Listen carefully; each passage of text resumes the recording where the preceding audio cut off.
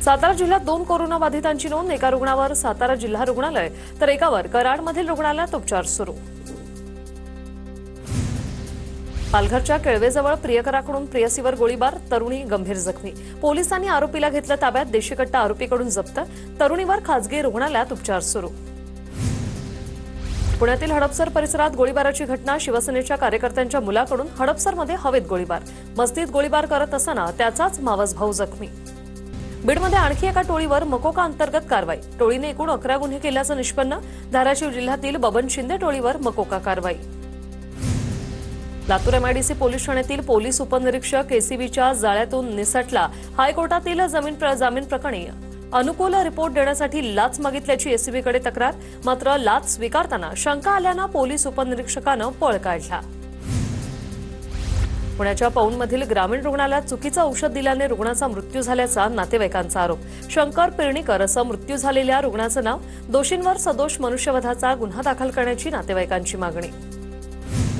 लाखांदूर तालुक्यातील जैतापूरमध्ये डोक्यावर वार करून नाशिकच्या सिन्नर पाटबंधारे विभागातील कनिष्ठ अभियंत्यांच्या खात्यातून 10 लाख लंपास। अभियंता सोनल ढिकलेंच्या व्हॉट्सअॅपवर आरटीओच्या दंडाबाबत मेसेज। नांदेडच्या माहूर घाटातून भरधाव कार दरीत कोसळली। अपघातात कारमधील 6 जण जखमी झाल्याची माहिती। अपघाताचा थरार सीसीटीव्ही कॅमेऱ्यात कैद। बीडमध्ये बदलीच्या आदेशाविरोधात पोलिसांनी मॅटचं दार ठोठावलं। बदलीचा निर्णय अंतिम निकालाच्या अधीन असेल, मॅटचे आदेश। काही दिवसांपूर्वी पोलीस अधीक्षक नवनीत कावत यांच्याकडून तडकाफडकी बदली करण्यात आली होती। पिंपरी चिंचवडच्या वाकड पोलिसांनी गहाळ केलेले 132 मोबाईल नागरिकांना परत केले। जवळपास 40 लाख रुपये किमतीचे मोबाईल पोलिसांकडून नागरिकांना परत केले गेले। छत्रपती संभाजीनगरमध्ये एक सोनसाखळी हिसकावल्यानंतर दुसरी चोरी करण्यासाठी निघालेल्या दोघांना अटक। छत्रपती संभाजीनगरच्या N4 भागातील घटना। अंकुश राठोड आणि निखिल चव्हाण अशी चोरट्यांची नावं। जळगावच्या अंजाळी गावाजवळ कंटेनरचा अपघात। सुदैवानं कोणतीही जीवितहानी नाही। अंजाळी मार्गावर संरक्षक कठडे बांधण्याची प्रवाशांची मागणी। यवतमाळमध्ये खरीप हंगामासाठी शेतकऱ्यांकडून बियाणे खरेदीला सुरुवात। महाडीबीटीवर नोंदणी केलेल्या शेतकऱ्यांची सोयाबीन, तुरीचे बियाणे प्राप्त।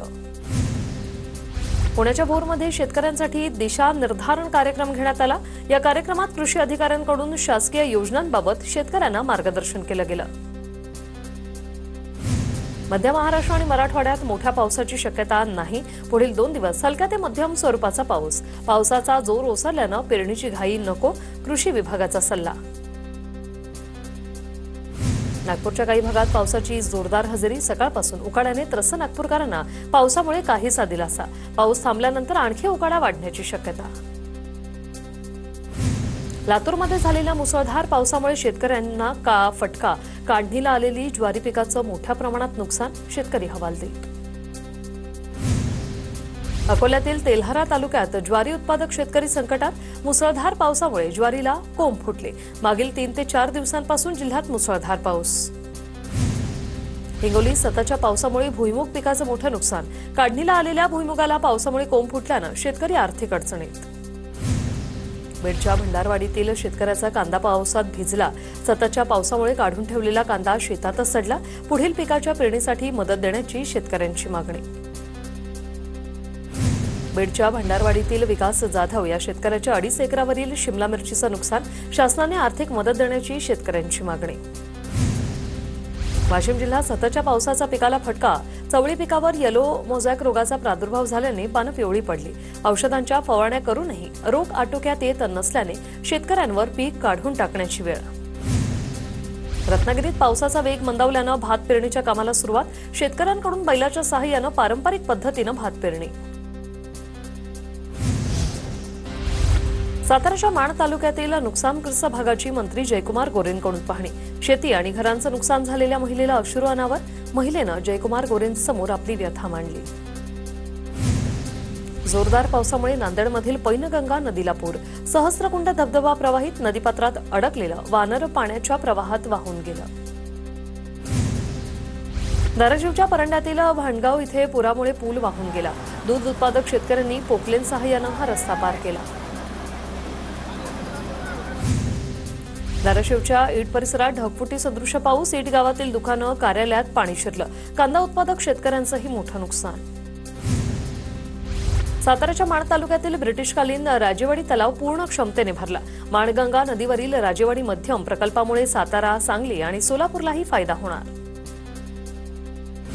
बीडमधील बिंदुसरा धरण ओव्हरफ्लो, रात्रीच्या वेळी पडलेल्या पावसाने धरणाच्या पाणी पातळीत वाढ। 50 वर्षांनंतर प्रथमच मे महिन्यात धरण ओव्हरफ्लो। दक्षिण सोलापुरातील कासेगावमधील ओढ्याला पूर, सततच्या पावसामुळे नदी नाले तुडुंब भरले, शेतात पाणी साचलं, कासेगावाला जोडणाऱ्या रस्त्यावर ओढ्याचं पाणी। अमरावतीमध्ये फासेपारधी समाजाचा आमदार रवी राणांच्या घरावर मोर्चा, समाजाच्या विकासासाठी आर्थिक महामंडळ, विविध मागण्यांसाठी आंदोलन। गोंदियाच्या जिल्हाधिकारी कार्यालयात साकारली बिरसा मुंडा यांची भव्य रांगोळी, आदिवासी आश्रम शाळेतील विद्यार्थ्यांनी साकारली 30 फुटांची रांगोळी। कोल्हापुरातील अंबाबाई मंदिर परिसरात आता नो प्लास्टिक झोन, प्लास्टिक बंदीबाबत देवस्थान समितीकडून मंदिर परिसरातील विक्रेत्यांना सूचना, भाविकांनाही आवाहन।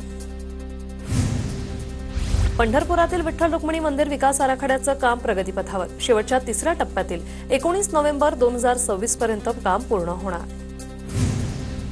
बीडच्या अंबाजोगाई संकलेश्वर बाराखांबी मंदिरासाठी सुमारे 35 लाख रुपयांचा निधी संकलेश्वर मंदिर बाराखांबी नावाने प्रसिद्ध, निधी मिळत असल्यानं मंदिराचा विकास होणार। गोव्यात पार पडलेल्या कराटे चॅम्पियनशिपमध्ये भोरच्या प्रियांशू जगतापला 2 सुवर्ण पदकं, राष्ट्रीय पातळीवर चिमुकल्या प्रियांशू हिने केलेल्या कामगिरीचं सर्वत्र कौतुक। सिंधुदुर्गच्या विरण बाजारपेठेत पोईप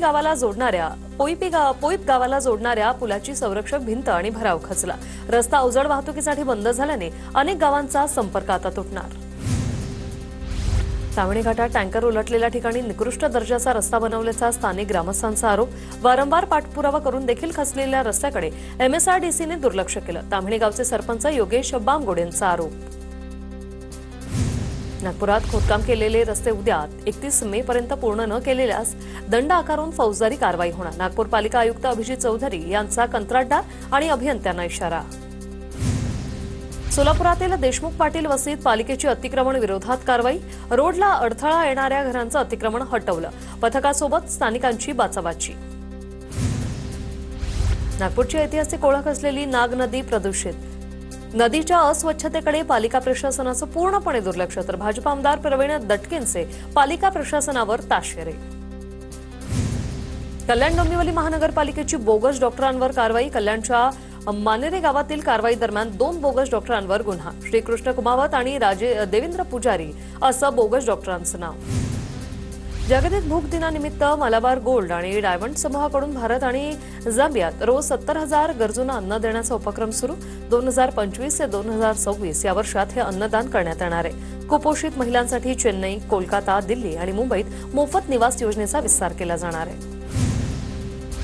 विद्यार्थ्यांना करिअरविषयी मार्गदर्शन करण्यासाठी TV9 मराठी पुण्यामध्ये 31 मे आणि 1 जूनला एज्युकेशन एक्स्पो आयोजित, तज्ज्ञांकडून करिअरविषयी उत्तम मार्गदर्शन मिळवण्यासाठी आणि फ्री ॲप्टिट्यूड टेस्टची संधी, hotel central park, Apte road, Pune येथे अवश्य भेट द्या।